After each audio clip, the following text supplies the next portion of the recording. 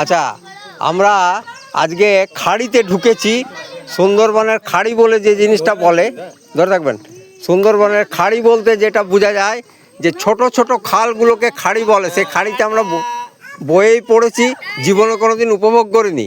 তা আজকে আমরা এই ছুটির সাথে এসছি, তারা আমাদের খাড়িতে 4টা ছোট নৌকাতে নিয়ে আমাদের খাড়ির ভিতর ঢুকেছে।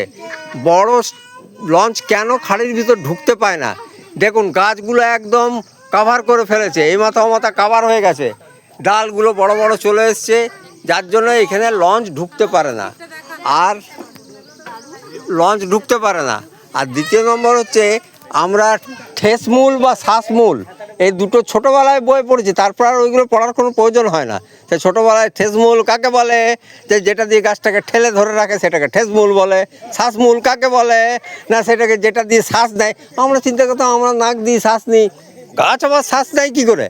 এই দেখুন, এইগুলো হচ্ছে সব শ্বাসমূল, জলের উপরে উঠে আছে দেখতে পাচ্ছেন, এগুলো সব শ্বাসমূল।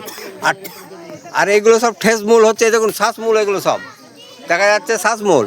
আর কিছু কিছু জায়গায় দেখুন ঠেসমূল বেরোচ্ছে, এই যে গাছটায় বেরোচ্ছে ঠেসমূল। এরা ঠেলে ধরে রাখে গাছটাকে সবসময়। জোয়ার ভাটা গেলে তো হ্যাঁ, ডেলি কবার করে জোয়ার ভাটা হয়? কখনটা করে চলে?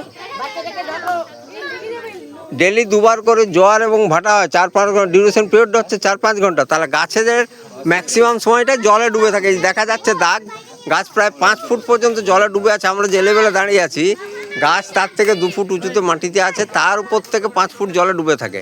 তাহলে এটা অহরহ আমাদের এই সুন্দরবনে ঘটনাটা ঘটে। হ্যাঁ, সবাই এদিকে তাকাবেন, সবাইকে একসাথে নিচ্ছি। হ্যাঁ, আমি কোথায় নেবো? ওকে নেবো, তুমি আমার স্পেশাল গেস্ট। হাত তুলুন, সবাইকেই নিচ্ছি, কভার করছে। হাত নাড়বেন, সবাইকেই কভার করছি। হ্যাঁ, গুড। হ্যাঁ, এটা আমরা একদম খাড়ির ভিতর প্রায় 1.5-2 কিলোমিটার ঢুকে গেছি। 1.5-2 কিলোমিটার ঢুকে গেছে। এই ওইদিকে সামনে একটা হাত দাঁড়ান একটু। ভাস্কর বাবু, আপনি তো মালিক, আপনি ম্যানেজার, আপনি সব, আপনি একটু হাতটা নামুন। আচ্ছা, আমাদেরটা একটু দাও, আমিও তো একটা এসছি, নাহলে বলবো তুই তাহলে পয়সা দিয়েছিল, তোকে তুই করতে গেছিস। তুমি বসো, তবে তো তোমার ছবিটা আসবে। এই যে যিনি এতক্ষণ ধরে বলছিল, আপনাদেরকে বুঝাচ্ছিল, ইনি সেই লোক। একটু নামটা বলে দিন আপনার। আমার নাম গৌতম সেন, বাঁকুড়ায় এনারই ব্লক। আমরা ঘুরতে এসেছি সুন্দরবন। জীবনে কোনোদিন আসবো আশা করতে পারি নাই, যা হোক চলে এসেছি। এই বয়সে বহু আগের থেকে চেষ্টা করেছি, আসতে পারি না। তো এনার ব্লগে আপনারা সবাই দেখতে পাবেন, শেয়ার করবেন, লাইক করবেন, ফলো করবেন। ঠিক আছে।